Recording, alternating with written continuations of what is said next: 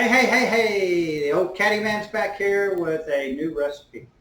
Yes, this one comes from our Canadian business partner, Brent, and we kind of tweaked it to make it our very own, just like always. Now, I do have a disclaimer.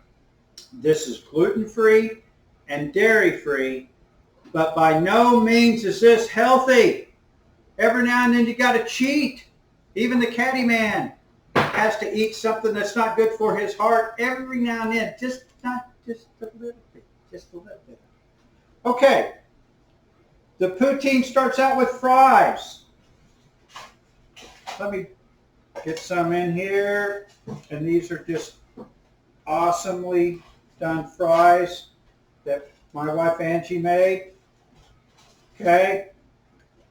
Start out with, that's your first layer. Your second layer is the tomato gravy. Oh, is this not wonderful?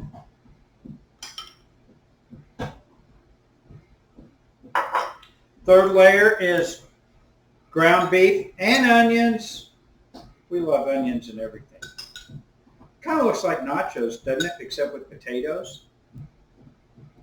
Inside the hamburger, we did use